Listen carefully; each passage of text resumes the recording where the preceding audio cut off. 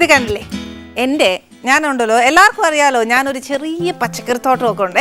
അത് എന്നാന്ന് വെച്ചാൽ എനിക്ക് ഭയങ്കര ഇഷ്ടമാണ് കൃഷിയൊക്കെ. അത് അവിടുന്ന് ഞാൻ ഫ്രഷ് ആയിട്ട് പറിച്ചെടുത്തോണ്ട് വന്നതാണ്. ഈ ഇടയിലാന്നേലും എനിക്കിപ്പോൾ തീരെ അന്ന് ചന്തയിൽ പോയി മേടിക്കാനൊക്കെ ആന്നേലും വലിയ പ്രയാസമാണ്.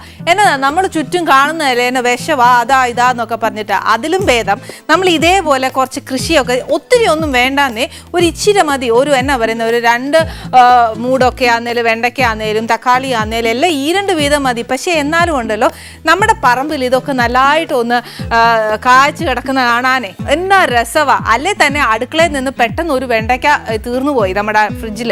അന്നേരം ഓടിപ്പോയി പറമ്പിൽ നിന്നൊക്കെ ഒരു വെണ്ടയ്ക്ക പറിച്ചേച്ച് വന്ന് നമ്മൾ കറിക്കകത്തിടുമ്പോഴും അല്ലെ പിള്ളേരുടെ കയ്യിലെ തന്നെ അന്നേലും മുറം കൊടുത്തു വിട്ട് മോനെ ഒരു 2 പച്ചമുളകൊക്കെ പറിച്ചുകൊണ്ട് വായേന്നൊക്കെ പറയാൻ വേണ്ടിയിട്ട് എന്നാ രസമല്ലേ. അല്ലെ തന്നെ നമുക്ക് മനസ്സുകൊണ്ട് എന്നാ തൃപ്തിയായിരിക്കും. നമ്മൾ കഷ്ടപ്പെട്ട് നമ്മൾ വളർത്തിയ ഒരു ചെടി ശരിക്കും നമ്മുടെ മക്കളെ പോലെ തന്നെ നമ്മൾ നോക്കുവാന്നേലുണ്ടല്ലോ എന്നാ കായ്ബലമാണ് കിട്ടുന്നതെന്നറിയാവോ. ശരിക്കും ഞാൻ പറയുന്നത് ഒത്തിരി നമ്മൾ ഈ ചെടികളെ സ്നേഹിക്കുകയും മാത്രമല്ല ഇപ്പം ഈ ഇടയിലാന്നേലും നമ്മൾ ഏറ്റവും കൂടുതൽ സേഫ് ആവേണ്ട എന്നാന്നോ ഇതേപോലെ പച്ചക്കറിയൊക്കെ ഒരു ചെറിയൊരു കൃഷിത്തോട്ടം നമ്മുടെ വീട്ടുമുറ്റത്തുള്ളത് നല്ലതാണ്. ഈ പറഞ്ഞുകൊണ്ട് ഫ്ലാറ്റൊക്കെ ആന്നേലും ഒന്നും വേണ്ട ഒരു 2 ചട്ടി മേടിച്ച് വെച്ചേച്ചോ ഉള്ളത് ഒരു മൂടാന്നേലും വെച്ച് കഴിഞ്ഞാൽ മനസ്സമാധാനമായിട്ട് നമുക്കൊന്ന് എന്നതേലും ഒരു കറി ഉണ്ടാക്കി കഴിക്കാനും ഒക്കുവേ. ഇപ്പം ഞാനിതെല്ലാം പറയാൻ കാര്യം എന്നാണെന്നറിയാമോ, ശരിക്കും പറഞ്ഞാൽ നമ്മുടെ അടുക്കളയായിട്ട് ഏറ്റവും കൂടുതൽ അടുപ്പം ഉള്ള ഒരു വ്യക്തിയാണ് നമ്മുടെ ഇന്ന് ആനീസ് കിച്ചണിലേക്ക് വരുന്നത്. വേറെ ആരുമല്ല നമ്മുടെ കൃഷി വകുപ്പ് മന്ത്രി സുനിൽകുമാർ സാറാണ് നമ്മുടെ അടുക്കളയിലേക്ക് ഇന്ന് വരാൻ പോകുന്നത്. ഏറ്റവും കൂടുതൽ മണ്ണിനെയും കൃഷിനെയും സ്നേഹിക്കുന്ന ഒരു വ്യക്തിയും കൂടിയാണ്. അപ്പം എന്തായാലും നമുക്ക് ഇനി അദ്ദേഹം ഡിപ്പാർട്ട്മെൻറ്റ് ഏറ്റെടുത്ത സ്ഥിതിക്ക് നമുക്ക് കുറച്ചുകൂടെയൊക്കെ സേഫ് ആവും എന്ന് നമ്മൾ വിശ്വസിക്കുന്നു. പക്ഷെ അദ്ദേഹം വന്ന് പറഞ്ഞ് നമുക്കൊരു ഉറപ്പ് തരട്ടെ അല്ലേ.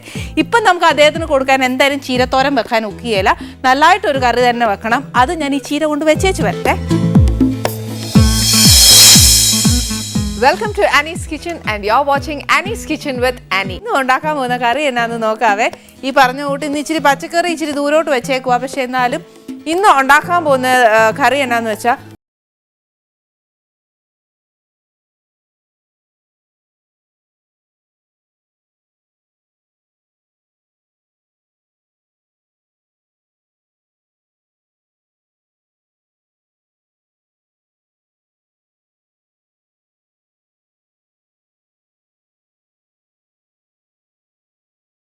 ഇനി അതിൻ്റെ ഇൻഗ്രീഡിയൻസ് എന്നാക്കെയാണെന്ന് അറിയണ്ടേ.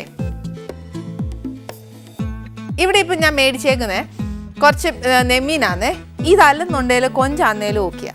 പിന്നെ ഇച്ചിരി നാരങ്ങാ നീര്, കുറച്ച് കുരുമുളക് പൊടി, പിന്നെ ആന്നേലും ഒരു ഇച്ചിരി മഞ്ഞൾപ്പൊടി, പിന്നെ ഒരു ഇച്ചിരി ഉപ്പ്. പിന്നെ വേണ്ടിയത് നമുക്ക് വറുക്കാനുള്ളതാന്നേ ഒരു ഇച്ചിരി ഈ ജീരകം, പിന്നെ ആണേൽ മല്ലി പൊടിയല്ല തനി മല്ലിയ. ഇവിടെ ഇപ്പം ആന്നേലും ഞാൻ എടുത്തേക്കുന്ന കാശ്മീരി മുളകാന്നേ. ഇത് ഞാൻ എടുക്കുന്ന എന്നാത്തിനാന്നറിയാമല്ലോ, ഇതിന് കറിക്ക് ഇച്ചിരി കൊഴുപ്പ് കിട്ടും, എരിവ് കാണുകയല്ല, എന്നാൽ നല്ല നിറവായിരിക്കും. നമുക്ക് എരിവ് വേണമെന്നുണ്ടെങ്കിൽ സാധാ വറ്റമുളക് എടുത്തേച്ചാൽ മതി. പിന്നെ ഒരു 3-4 വെളുത്തുള്ളി, പിന്നെ ആന്നേൽ ഒരു കഷ്ണം ഇഞ്ചി, ഇത്രയും വേണ്ട, എൻ്റെ അരയോളം മതി. പിന്നെ ആന്നേൽ കുറച്ച് പുളിയാന്നേ, ഇത് നമ്മുടെ വാളംപുളിയാന്നേ. ഇനി നമുക്ക് എന്നാ വേണ്ടിയെന്ന് അറിയാമോ, കുറച്ച് വെജിറ്റബിൾ ഓയിലാണ്. അതെല്ലാം മീൻകറി നമുക്ക് വെളിച്ചെണ്ണയിലാണ് ചെയ്യാൻ ഇഷ്ടമെന്ന് വെച്ചാൽ അതായാലും നല്ലതാ, നോ പ്രോബ്ലം. പിന്നെ ഇച്ചിരി കടുക്, പിന്നെ കുറച്ച് ഒരു മുഴുത്ത സവാളയാണ് ഇത് അരിഞ്ഞേക്കുന്നത്. കുഞ്ഞു കുഞ്ഞായിട്ട് അരിഞ്ഞേക്കുക. ഇതല്ലാന്നുണ്ടെങ്കിൽ ചെറിയ ഉള്ളി എടുത്തേച്ചാലും മതി. പിന്നെ അതേപോലെ തന്നെ ഒരു മുഴുത്ത തക്കാളിയാന്നു അതും അരിഞ്ഞേക്കുക. പിന്നെ വേണ്ടിയത് കുറച്ച് തേങ്ങാപ്പാൽ വേണം, കട്ടി തേങ്ങാപ്പാലേ. പിന്നെ വേണ്ടിയത് കുറച്ച് വിനീഗർ, ഒരു ഇച്ചിരിയേ മതി. നാരങ്ങാനീര് ചേർക്കുന്നതുകൊണ്ട് ഒരു ഇച്ചിരി പഞ്ചസാര വേണേ. എന്നാലും ആലോചിക്കല്ലേ മീൻകറിയിൽ പഞ്ചസാര ഇടുന്നതിനകത്തിനൊന്ന് അത് ഒത്തിരി ഒന്നും ഇടുകയല്ലേ, ഒരു ഇച്ചിരി ഇടത്തുള്ളൂ. ആദ്യം എന്നാ എടുക്കണമെന്ന് വെച്ചാൽ നമുക്ക് മീൻ പുരട്ടി വെക്കുന്ന ഒരു പരിപാടിയുണ്ട്. അതാണെന്ന് വെച്ചാൽ എന്നാലേ മീനിനകത്തെല്ലാം ഒന്ന് പിടിക്കത്തുള്ളൂ. പക്ഷെ എല്ലാം ഇല്ല, ഇച്ചിരി സാധനങ്ങളേ ഉള്ളൂ. അതായത് നമുക്ക് ആദ്യം ഞാൻ പറഞ്ഞില്ലേ നാരങ്ങാ നീരും കുരുമുളകും മഞ്ഞൾപ്പൊടിയും ഉപ്പും കൂടെ ചേർത്തേച്ച് നമുക്ക് മീൻ ആദ്യം ഒന്ന് പുരട്ടി വെച്ചേച്ച് ബാക്കി കാര്യം ചെയ്യാം. ഇതിനകത്തോട്ട് ഒരു ഇച്ചിരി നാരങ്ങാ നീര്, ഒത്തിരി ഒഴിക്കേണ്ട, ഒരു 1/2 ടീസ്പൂണോളവും മതിയാവും. പിന്നെ എന്നാന്ന് വെച്ചാൽ എന്നാ പുളിയുണ്ട്, വിനാഗിരിയുണ്ട്. അന്നേരം എല്ലാത്തിനും കൂടെ ആകുമ്പോഴത്തേന് പുളി അങ്ങ് കൂടും. അന്നേരം ഒരു കുറച്ച് ഒഴിച്ചേച്ചാൽ മതി, ഒരു 1/4 ടീസ്പൂണോളം ഒഴിച്ചേച്ചാൽ മതി. ഇതിനകത്തോട്ട് ഒരു ഇച്ചിരി നല്ല മുളക്, അതായത് കുരുമുളക് പൊടി, പിന്നെ ഒരു ഇച്ചിരി മഞ്ഞൾപ്പൊടിയും കൂടി ഇട്ട്, മുളക് പൊടി ഒന്നും ചേർക്കണ്ട, പിന്നെ ഒരു ഇച്ചിരി ഉപ്പ്,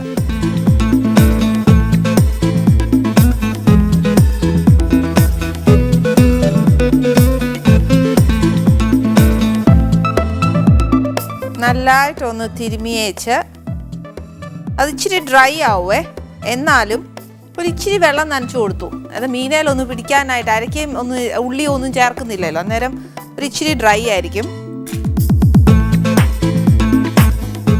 കൊഞ്ചാണെങ്കിൽ കൊഞ്ചിൽ ഇങ്ങനെ അങ്ങ് തേച്ച് പിടിച്ച് വെച്ചാൽ മതി. ഇതിനകത്തോട്ട് ഈ മീൻ അങ്ങ് ഇടുക.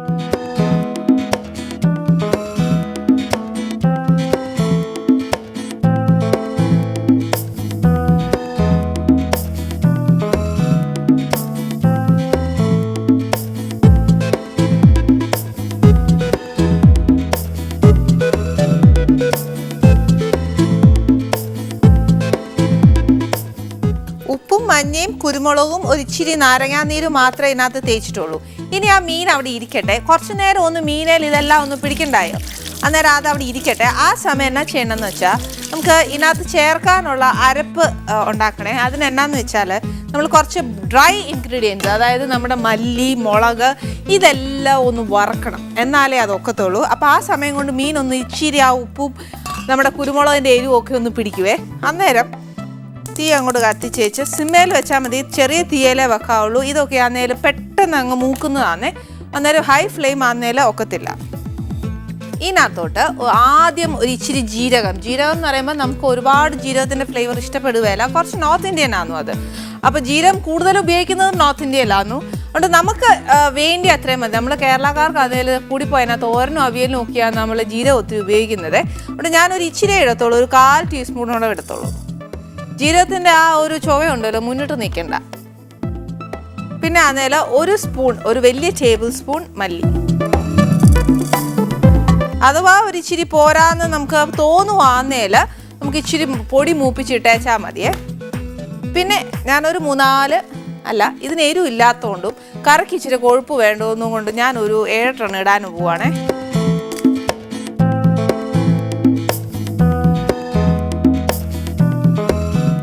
ഇതിനെ ഒന്ന് മൂപ്പിക്കണം, ഒത്തിരി അങ്ങില്ല, എന്നാലും നമുക്ക് മല്ലിയുടെ ഒക്കെ ഒരു എന്നാ പറയുന്നത് ആ ഒരു റോ ടേസ്റ്റ് മാറുന്ന എങ്ങനെയാന്ന് വെച്ചാൽ അതൊരു ലേശം ബ്രൗൺ ആയി മാറുവേ, അന്നേരമാണ് നമുക്ക് മനസ്സിലാവുന്നത്.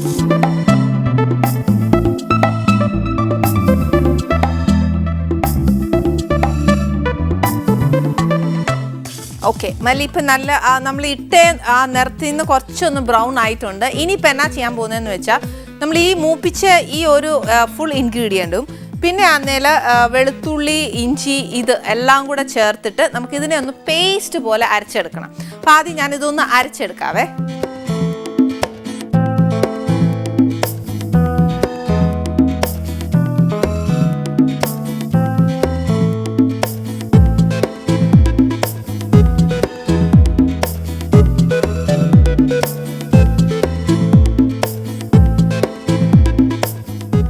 ഈ ഇൻഗ്രീഡിയൻറ്റിൽ ഏറ്റവും കൂടുതൽ ആദ്യം മൂക്കുന്ന ഏതാണെന്നറിയാമോ? ജീരകമാണേ.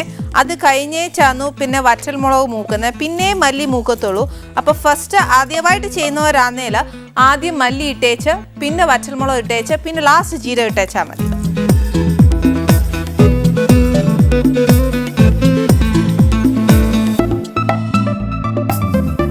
ഇത് ഫുൾ ഇതിനകത്ത് ഇട്ടേച്ച് നമുക്ക് കുറച്ച് വെളുത്തുള്ളി വേണം, അതായത് ഒരു 3-4 എണ്ണം. മീൻ എന്തോരം എടുത്തേക്കുന്നതെന്ന് വെച്ചാൽ ആ കണക്കനുസരിച്ച് എടുത്തേച്ചാൽ മതി. പിന്നെ ആന്നേൽ ഒരു കഷ്ണം, ഇതിപ്പോൾ ഓരോ കഷ്ണം ഇഞ്ചി എന്ന് പറയുന്നത് ഇത്രയും തന്നെയാണ്, പക്ഷെ നമുക്ക് അത്രയും വേണ്ട, ഇതിൻ്റെ നേർ പകുതി മതി.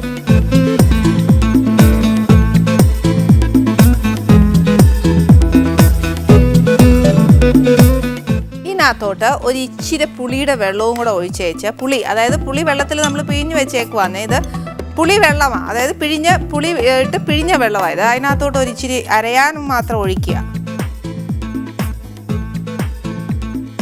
ഒത്തിരി വേണ്ട, പക്ഷെ എല്ലാം കൂടെ ആകുമ്പോഴത്തേനുണ്ടല്ലോ ഒത്തിരി അങ്ങ് പുളിയാവുമേ. പിന്നെ ആന്നേൽ അരയ്ക്കാൻ ഉണ്ടതാനും നമ്മൾ ഇച്ചിരി വെള്ളം ചേർത്ത് അരച്ചേച്ചാൽ മതി.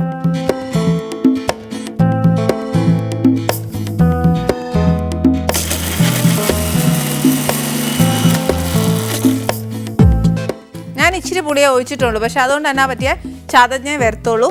പക്ഷേ ഇതിനകത്ത് ഒരു ഇച്ചിരി വെള്ളവും കൂടെ ചേർത്താലേ നമുക്ക് നല്ല പേസ്റ്റായിട്ട് എടുക്കാനൊക്കത്തുള്ളൂ.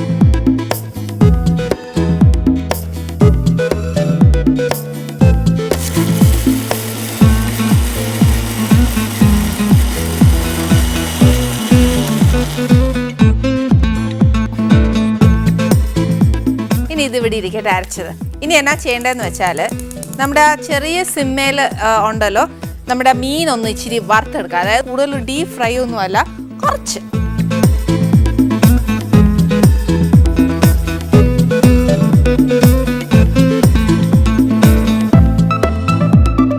ഇപ്പം എന്താണെന്ന് വെച്ചാൽ നമുക്കിതിൻ്റെ ഒരു മഞ്ഞ നമ്മൾ പുരട്ടി വെച്ചേക്കല്ലേ. അപ്പോൾ ബേസിക്കലി നമ്മൾ മഞ്ഞ ആന്നേലും നമ്മൾ ഏതെങ്കിലും കറിയിലൊക്കെ ഇടുവാന്നേലും ഉണ്ടല്ലോ, അതിനൊരു എന്നാ പറയുക, ഒന്ന് വെന്തില്ല എന്നുണ്ടെങ്കിൽ ആ ഒരു മഞ്ഞയുടെ ആ ഒരു ചൊവ്വയെന്നൊക്കെ പറയുക, അതിൻ്റെ ആ ഒരു ടേസ്റ്റ് ഫ്രണ്ടിൽ നിൽക്കുവേ.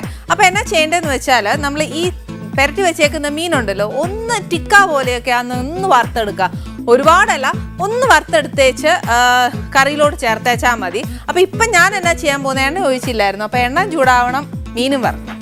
നമ്മുടെ ഫിഷ് ആന്നേലും വേണ്ടേ, ഞാൻ പറഞ്ഞില്ലേ ടിക്ക പോലെ ഞാൻ ഒരു ഇച്ചിരി വറുത്തെടുത്തിട്ടേ ഉള്ളൂ. എന്താ ഇത് ഫുൾ വെന്തോന്ന് ചോദിച്ചാൽ മീനിനധികം വേവൊന്നുമില്ല, പക്ഷെ എന്നാലും ഒരു ഇച്ചിരി ഒരു എന്നാ പറയുക, ഒരു അര വേവൊക്കെ നമ്മൾ നല്ല ചൂടെണ്ണയിൽ കിടക്കുവാന്നേൽ മീൻ അങ്ങ് വേവുവേ. അപ്പോൾ ആ പരുവത്തിലാക്കിയിട്ട് ഞാൻ തേണ്ടേ നോക്കിയേ, ഇവിടെ മാത്രം ഒരു ഇച്ചിരി മൊരിഞ്ഞ് വന്നിട്ടേ ഉള്ളൂ, ഒത്തിരി ഒന്നുമില്ല. പിന്നെ അന്നേരം അതിൻ്റെ ഇടയിൽ കൂടെ എൻ്റെ സ്വാർത്ഥതയുടെ പുറത്താണ് ഞാൻ ഈ കറിവേപ്പില ഇട്ടത്. ഞാൻ എന്നാ ചെയ്തു, ഈ നമ്മൾ ഫുൾ മീൻ അങ്ങോട്ട് വറുത്ത് വെച്ചേച്ചാൽ ഞാൻ ആ സെയിം എണ്ണ അത് ഒട്ടും വേസ്റ്റ് ചെയ്തില്ല, അത് ഒരു ഇച്ചിരി പോലെ ഉള്ളായിരുന്നേ ബാക്കി. അന്നേരം അതെടുത്ത് ഞാൻ ഈ ചട്ടിക്കകത്തോട്ട് ഇട്ടിട്ടുണ്ട്. അന്നേരം ചട്ടി നല്ല ചൂടായി വരുക, അതിനകത്തോട്ട് ഞാൻ ഒരു ഇച്ചിരി എന്നാ പറയുക, കടുകിനൊക്കെ എന്നെ അളവ് പറയാനല്ലേ, കുറച്ച് കടുക് ഇടും.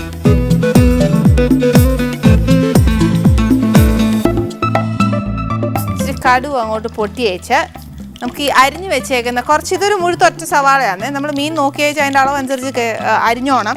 ഇതിപ്പോൾ ഒന്നേ ഉള്ളൂ. ഇത് നല്ലതായിട്ടൊന്ന് ഇതിനകത്ത് കിടന്ന് ഒന്ന് വഴണം.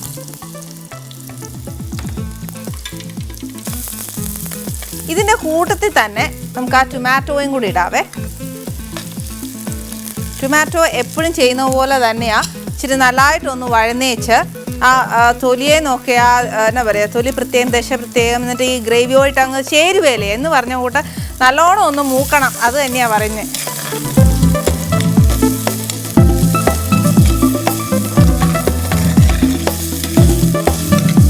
ഉള്ളിയും കടുകും ടൊമാറ്റോ ഒക്കെ ഇട്ട് കഴിഞ്ഞാൽ പിന്നെ അപ്പുറം അപ്പുറം ഒന്ന് നോക്കിയേക്കരുത്, ഒരു നല്ലൊരു ഏതാ കറിവേപ്പില ഇട്ടോണം.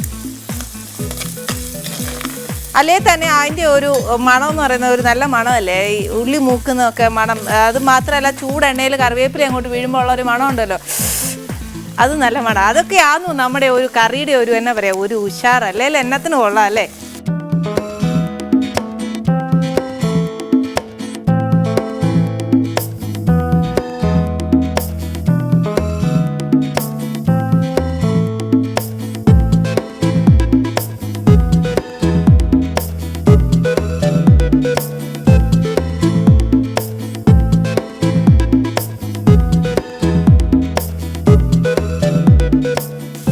ഈ ടൊമാറ്റോ ഉണ്ടല്ലോ ഇച്ചിരി ഒന്ന് വഴന്നു കഴിഞ്ഞാൽ ഇനി എന്നാ ചെയ്യേണ്ടതെന്ന് വെച്ചാൽ നമ്മൾ നേരത്തെ അരച്ച് വെച്ചേക്കുന്ന അരപ്പില്ലേ, അത് ഇതിനകത്തോട്ട് ഇടണം. തീ അങ്ങോട്ട് കുറച്ച് വെച്ച്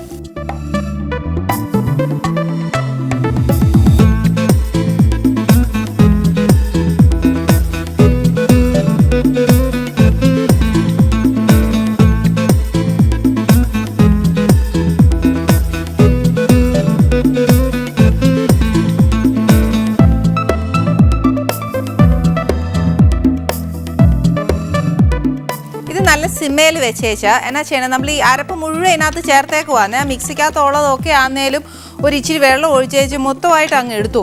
എന്നുവെച്ചാൽ ഇതിനകത്തോട്ട് ഒരു ഇച്ചിരി ഉപ്പിടുക. നമ്മൾ ഇതുവരെ ആ മീനിന് മാത്രം ഉപ്പിട്ടിട്ടുള്ളൂ, പക്ഷെ ഉപ്പിടുമ്പം ശ്രദ്ധിക്കേണ്ട എന്നാന്ന് വെച്ചാൽ മീനിനകത്ത് ഉപ്പുണ്ടേ, അന്നേരം ഗ്രേവിക്ക് മാത്രമേ ഉപ്പ് വേണ്ടുള്ളൂ. പക്ഷേ നമ്മൾ ചേർക്കുന്ന ഇനിയുണ്ട് തേങ്ങാപ്പാലൂടെ ചേർക്കാനുള്ളതാണ്, അന്നേരം അത് കണക്കാക്കി വേണം ഇച്ചിരി ഉപ്പിടാനേ. ഇപ്പം ഞാൻ ഗ്രേവിക്ക് കണക്കാക്കി എടുത്തോളൂ. പിന്നെ ലാസ്റ്റ് നമുക്ക് വേണമെന്നുണ്ടെങ്കിൽ ഇച്ചിരി കൂടി ഇട്ടേച്ചാൽ മതിയല്ലോ. പിന്നെ പുളി ചേർത്തിട്ടുണ്ട്, അതുകൊണ്ട് പുളി പിന്നെ അങ്ങോട്ട് ഒഴിക്കാൻ നിൽക്കരുത്. മീനയിലാന്നേലും നമ്മൾ നാരങ്ങാനീര് ചേർത്തേക്കുക. അപ്പം എല്ലാം കൂടെ ആകുമ്പോഴത്തേനും ഒരു ഇച്ചിരി പുളിയായി പോകും. അപ്പോൾ എന്താ ആലോചിക്കും ഏതെങ്കിലും ഒന്ന് ചേർത്താൽ പോരെയെന്ന്. പക്ഷെ അതല്ല, ലെമണിൻ്റെയും എല്ലാത്തിൻ്റെയും, വിനീഗറിൻ്റെയും ടൊമാറ്റോയുടെയും ആ ടാമറിൻ അതായത് പുളിയുടെയും എല്ലാത്തിൻ്റെയും ഒരു ടേസ്റ്റ് ഈ കറിക്ക് വരണം. അതുകൊണ്ടാണ് ഞാൻ പറയുന്നത് എല്ലാം ഇച്ചിരി ഇച്ചിരി ചേർത്തേച്ചാൽ മതിയേ.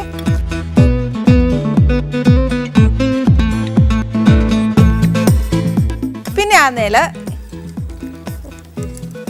ഇത് ഇച്ചിരി ഒന്നായി കഴിയുമ്പോഴത്തേന് ഇതിനകത്തോട്ട് ഒരു ഇച്ചിരി വിനാഗിരി, എല്ലാം ഇച്ചിരി ഇച്ചിരി ഇതെല്ലാം ചേർക്കുന്ന പുളിയുള്ളതാണ്. അതുകൊണ്ട് അതും ഒരു 1/4 ടീസ്പൂണോളം ചേർത്തേച്ചാൽ മതി. അതിൻ്റെ കൂടെ അതേപോലെ ഒരു 1/4 പകുതി, അന്നേരം അത്രയും ഒരു സ്വീറ്റ്നെസ് വരാൻ വേണ്ടി മാത്രം ഒരു ഇച്ചിരി പഞ്ചസാര. അന്നേച്ച് ഈ അരപ്പും വെള്ളവും എല്ലാം കൂടെ വറ്റിയേച്ച് ഒന്ന് എണ്ണ തെളിഞ്ഞു വരണം. എന്നേച്ച് നമുക്ക് മീൻ ചേർത്താൽ മതിയേ. അരപ്പ് നമ്മൾ മൂപ്പിച്ചതാന്നു, എന്നാൽ പോലും ആ ഒരു എന്നാ പറയുന്ന ആ മൂത്ത ഒരു മണം വരണ്ടേ. എന്ന് വെച്ചാൽ എന്നാലല്ലേ ആ അരപ്പൊന്ന് വേവത്തുള്ളൂ. പിന്നെ ആന്നേൽ എണ്ണയൊന്ന് തെളിഞ്ഞു കഴിയുമ്പോഴാ മീനിനൊരു രുചി വരുന്നത്.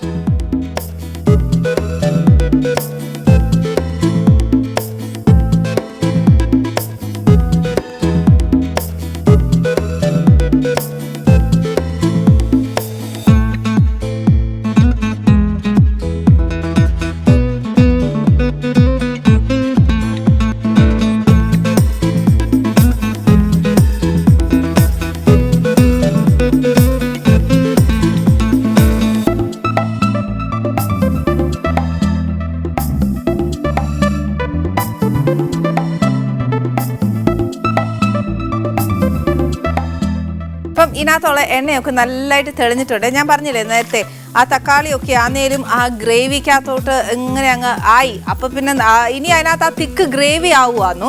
ഇനി എന്നാ ചെയ്യേണ്ടതെന്ന് വെച്ചാൽ എണ്ണയൊക്കെ സൈഡിലാന്ന് നല്ലതായിട്ട് തെളിഞ്ഞ്, എണ്ണ പെട്ടെന്ന് തെളിയണമെന്നുണ്ടെങ്കിൽ ഞാൻ പറഞ്ഞു തന്നല്ലോ ഒരു ഇച്ചിരി വെള്ളം ഒഴിച്ചു കൊടുത്ത് അങ്ങ് തെളിയിച്ചെടുക്കുക. അപ്പോൾ എന്നാ പറ്റും എന്നറിയോ, അരപ്പും എല്ലാം വേവുകയും ചെയ്യും, ആ ഉള്ളിയെല്ലാം വേവുകയും ചെയ്യും, അതൊക്കെ മാഷായി പോവുകയും ചെയ്യും. മാത്രമല്ല എണ്ണ തെളിഞ്ഞ് വരികയും ചെയ്യും. അപ്പോൾ ഒത്തിരി അങ്ങ് ഒഴിച്ചേക്കരുത്, ഒരു ഇച്ചിരി വെള്ളം ഒഴിച്ചു കൊടുത്ത് വേണം എണ്ണ തെളിയിക്കാനേ. ഇനി ഇതിനകത്തോട്ട് ഒരു 1/2 കപ്പ്, ഇപ്പം ഞാനൊരു ഫുൾ കപ്പ് തേങ്ങാപ്പാലാന്നു എടുത്തു വെച്ചേക്കുന്നത്. ഇതിനകത്തോട്ട് ഒരു 1/2 കപ്പ് ഞാനിപ്പോൾ ഒഴിക്കുക.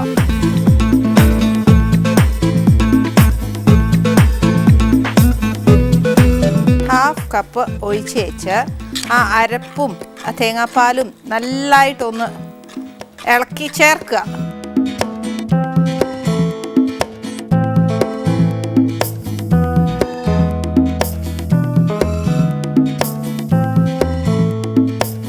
മീനിന് ചാറ് എത്രയാ വേണ്ടിയെന്ന് വെച്ചാൽ അതനുസരിച്ച് വേണം തേങ്ങാപ്പാലും. ഒന്നെങ്കിൽ 2ാം പാൽ ഒഴിക്കുന്നതുകൊണ്ട് വിഷമമൊന്നുമില്ല. ഇനിയിപ്പോൾ എനിക്ക് വയ്യാമ്മ 2ാം പാലൊന്നും എടുക്കാനൊക്കെ മെനക്കേടാന്നേ. അതുകൊണ്ടാണ് ഞാനിപ്പോൾ 1 സ്പൂൺ വെള്ളം ഒഴിച്ചേ. അഥവാ നമ്മുടെ കയ്യിൽ 2ാം പാൽ ഉണ്ടെന്നുണ്ടെങ്കിൽ അത് ചേർത്തേച്ച് 1ാം പാൽ നല്ല കട്ടിക്ക് എടുത്തിട്ട് ഞാനിപ്പോൾ പകുതിയല്ലേ ഒഴിച്ചുള്ളൂ. അന്നേരം ആദ്യമേ 2ാം പാൽ ഒഴിച്ച് മീൻ അങ്ങോട്ട് ഇച്ചിരി വേവിച്ച് അതിൻ്റെ ആ ഒരു എന്നാ പറയുന്നത് ഫുൾ എക്സ്ട്രാക്ട്സ് ഒക്കെ ഇറങ്ങി കഴിയുമ്പോഴത്തേന് വാങ്ങാൻ നേരം ബാക്കി തലപ്പാലും കൂടി ഒഴിച്ചേച്ചാൽ മതി. ഇപ്പം ഞാൻ എൻ്റെ 2ാം പാൽ ഇല്ലാത്തതുകൊണ്ട് ഒരു അഡ്ജസ്റ്റ്മെൻറ്റ്, അതൊന്നും ഇച്ചിരി വെള്ളം ഒഴിച്ചേ. അന്നേരം ഇത് അങ്ങോട്ട് തിളച്ച് കഴിയുമ്പോഴത്തേക്ക് നമ്മൾ നേരത്തെ വറുത്ത് വെച്ചില്ലായിരുന്നോ മീൻ, അത് ഇതിനകത്തോട്ട് ഇടണേ.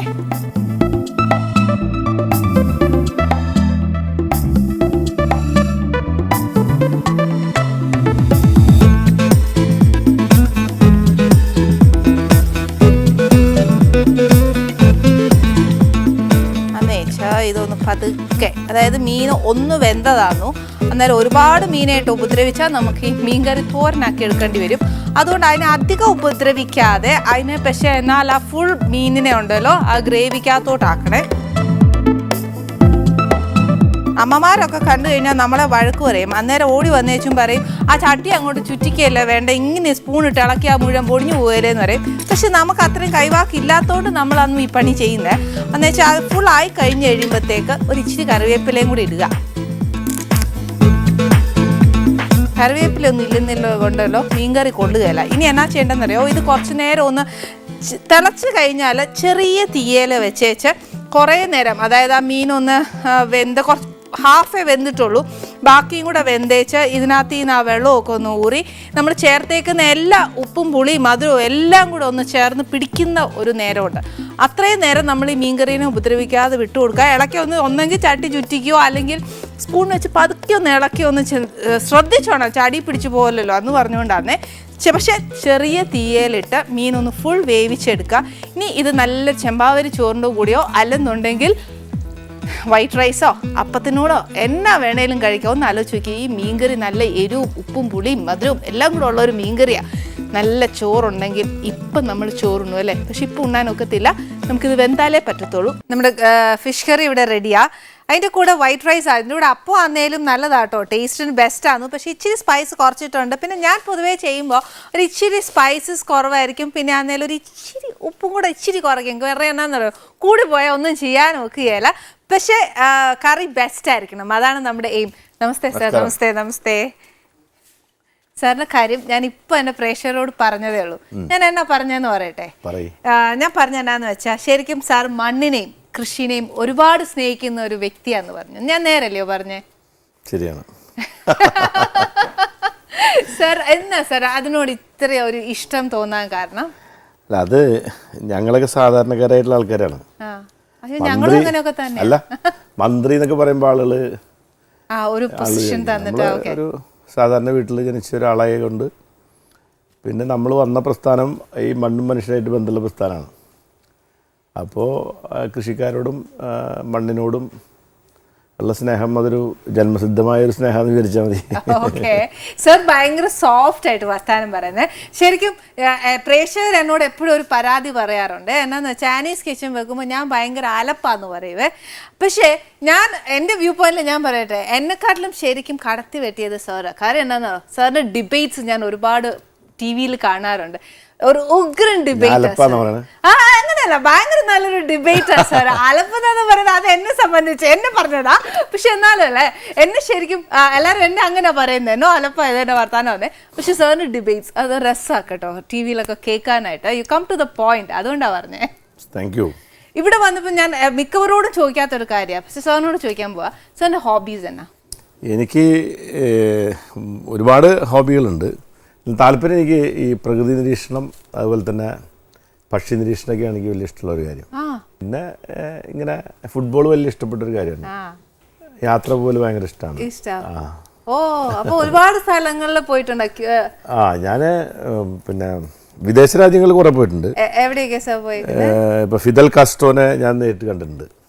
ക്യൂബയിൽ പോയി, ഹവാനയിൽ പോയിട്ടുണ്ട്. പിന്നെ വെനിസുലയിൽ പോയിട്ടുണ്ട്, ലാറ്റിൻ അമേരിക്ക തന്നെയാണ്. പിന്നെ അവിടെ നിന്ന് ഞങ്ങൾ ആ യാത്രാ മധ്യേ മോസ്കോയിൽ പോകാനൊരു അവസരം കിട്ടി. ഒരു 3 ദിവസം അവിടെ താമസിക്കാൻ അവസരം കിട്ടി. പിന്നെ ശ്രീലങ്കയിൽ പോയി, ഈ ചൈനയിൽ ഒരുപാട് പ്രൊവിൻസുകളിൽ പോയി. ചൈന ഈ കുക്കിങ്ങിലൊക്കെ ഭയങ്കരമുള്ള സ്ഥലങ്ങളാണ് ചൈനയൊക്കെ. പിന്നെ ഇതിനെക്കാട്ടിലും എനിക്കൊരു ക്യൂരിയസ് ആയിട്ട് ഒരു കാര്യം തോന്നിയെന്നാറ്, കമ്മ്യൂണിസം ഭയങ്കരമായിട്ട് നിറഞ്ഞു നിൽക്കുന്ന രാജ്യങ്ങളിലാണ് സാർ കൂടുതലും പോയേക്കുന്നത്. ഇപ്പൊ ശ്രീനിവാസൻ പറഞ്ഞ ക്യൂബയിൽ പോകാൻ നമ്മുടെ സ്വപ്നമല്ല, ചൈനയിൽ പോവാന്നൊക്കെ പറയുന്നത്, സോവിയറ്റ് യൂണിയനിൽ പോവാ. അല്ല, അതിൻ്റെയൊക്കെ ഭാഗമായിട്ടാണ് അവിടേക്ക് പോയത്. ഇപ്പോൾ ക്യൂബയിൽ പോയത് ഈ world federation of democratic youth എന്ന് പറഞ്ഞ വലിയ സംഘടനയുണ്ട്, ലോക യുവജന സംഘടനയാണ്. അപ്പം അതിൻ്റെ ഭാഗമായിട്ട് ഞാൻ ISF-ന്റെ നേതാവായിരിക്കുന്ന സമയത്ത് തന്നെ അതിനകത്ത് സെലക്ട് ചെയ്ത് പോയതാണ്. ഇന്ത്യൻ ഡെലിഗേഷനിൽ പോയതാണ്. പിന്നെ ശ്രീലങ്കയിൽ ഇപ്പോൾ അടുത്ത കാലത്ത് പോയി. നമ്മുടെ കേരളം പോലത്തെ അതേപോലത്തെ സ്ഥലമാണ് ശ്രീലങ്ക. നിങ്ങളുടെ മീൻകറിയൊക്കെ ഇല്ലേ, നമ്മുടെ മീൻകറിയാണ് അവിടെ വെക്കുന്നത്. അതെ, നമ്മൾ അവിടെ നിന്ന് പഠിച്ചാണോ ഇവിടുന്ന് അവിടെ പഠിച്ചാണ് കൺഫ്യൂഷൻ ആവും അല്ലേ? സത്യം അതുപോലെയാണ്. ഇപ്പൊ സാർ ഒരുപാട് സ്ഥലങ്ങളിലൊക്കെ പോയി എന്ന് പറഞ്ഞേ. ഇന്ന് ഞാൻ സാറിന് അതുകൊണ്ട് ഇവിടുത്തെ നാടൻ ഭക്ഷണം അല്ല ഉണ്ടാക്കിയേക്കുന്നത്, ഞാൻ ഗോവൻ ഫിഷ് കറിയാണ് സാറിന് ഉണ്ടാക്കിയേക്കുന്നത്. ഗോവൻ ഫിഷ് കറി നമ്മുടെ കേരളം ഫിഷ് കറി പോലെ തന്നെ ഒരുപാട് സിമിലാരിറ്റി ഉണ്ട്. പക്ഷെ എന്നാൽ നമ്മൾ ഇൻഗ്രീഡിയൻസ് ചേർക്കുമ്പോൾ ഒരു ഇച്ചിരി വ്യത്യാസമുണ്ട്. എന്നാലും അതേപോലെ സ്പൈസി, നമ്മൾ വലിയ വ്യത്യാസം ഇതാണോ എന്ന് തോന്നുന്നില്ല. ബംഗാളികളെ മീൻകറി കഴിച്ചില്ലേ? ഇല്ല, ബംഗാളികള് മധുരമൊക്കെ ഇടുവര്.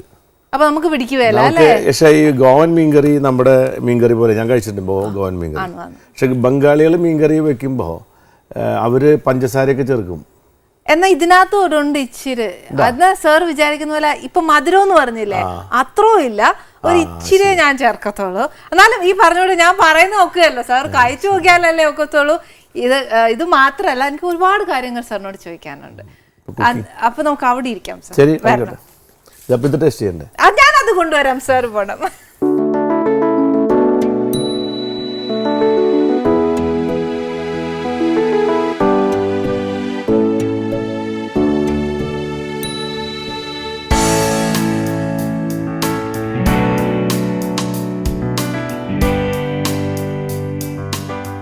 ഞാൻ സാറിനോട് വിശേഷങ്ങളൊക്കെ ചോദിച്ചിട്ട് ഞാൻ വിളമ്പിക്കോട്ടെ? ആയിക്കോട്ടെ, സന്തോഷം.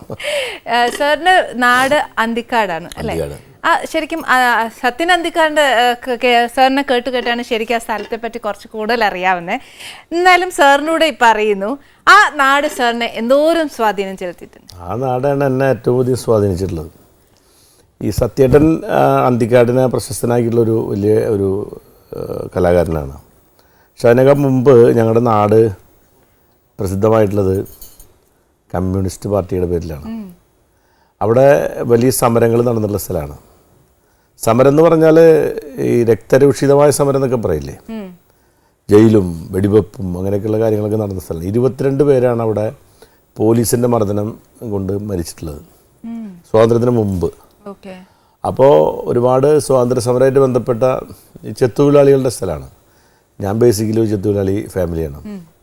എൻ്റെ അച്ഛൻ ചെത്തുതൊഴിലാളിയായിരുന്നു. എൻ്റെ അച്ഛനും ചെത്തുതൊഴിലായിട്ട് ബന്ധപ്പെട്ട ജോലി എടുത്തിരുന്ന ആളാണ്. ഞാനും ചെത്തുതൊഴിലൊക്കെ കുറച്ച് പഠിച്ചിട്ടുള്ള ആളാണ്.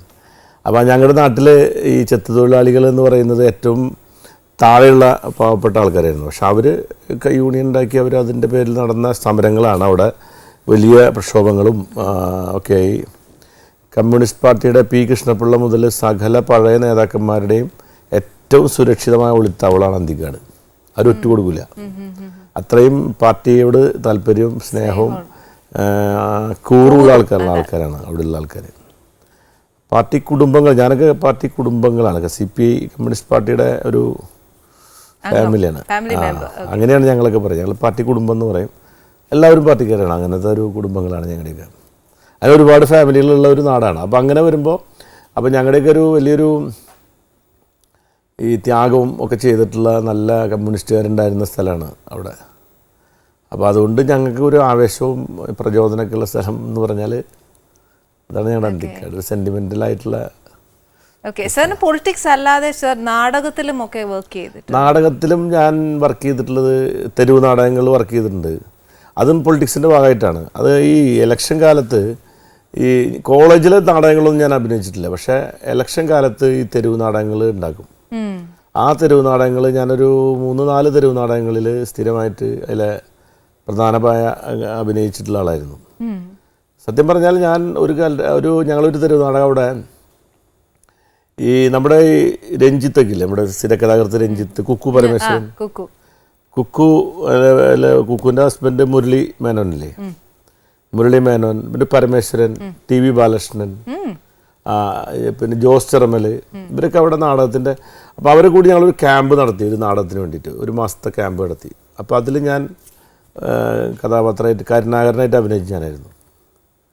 അപ്പോൾ അങ്ങനെ ആ ഡ്രാമ സ്കൂളിലെ കുട്ടികളെ കൂടിയിട്ട് ആ നാടകം അങ്ങനെ അഭിനയിച്ച് എനിക്ക് അഭിനയത്തോട് ഭയങ്കര താല്പര്യമായിരുന്നു ആ സമയത്ത്.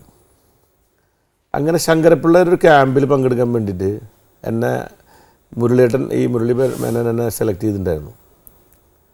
അപ്പോൾ എന്നോട് പറഞ്ഞു, ഇനി അതിൽ ആ ക്യാമ്പിൽ പങ്കെടുക്കുക. അവർ എന്താ തിരുവനന്തപുരത്തൊരു ക്യാമ്പുണ്ട്, ആ ക്യാമ്പിൽ കഴിഞ്ഞ് പിന്നെ വിദേശത്തേക്ക് കൊണ്ടുപോകും എന്നൊക്കെ പറഞ്ഞു. അപ്പോൾ ഞാൻ ശരിയെന്നൊക്കെ പറഞ്ഞ് സമ്മതിച്ചായിരുന്നു. പക്ഷേ ഞാൻ അദ്ദേഹം അന്നതുപോലെ മൊബൈലൊന്നുമില്ല. ആളെന്നെ അന്വേഷിച്ച് അവിടെ വന്നപ്പോൾ ആ സമയത്ത് 88 എൻ്റെ അച്ഛൻ മരിച്ചു. ആ സമയത്ത് പെട്ടെന്ന്. അപ്പോൾ അച്ഛൻ മരിച്ചിരിക്കുന്ന സമയമാണ്. സത്യം പറഞ്ഞാൽ ഈ മുരളിയേട്ടൻ അന്വേഷിച്ച് വരുമ്പോൾ ഞാൻ മരണ സർട്ടിഫിക്കറ്റ് വാങ്ങാൻ പോയിരിക്കുകയാണ് ആശുപത്രിയിൽ, അല്ല മറ്റേ പഞ്ചായത്തിലേക്ക്.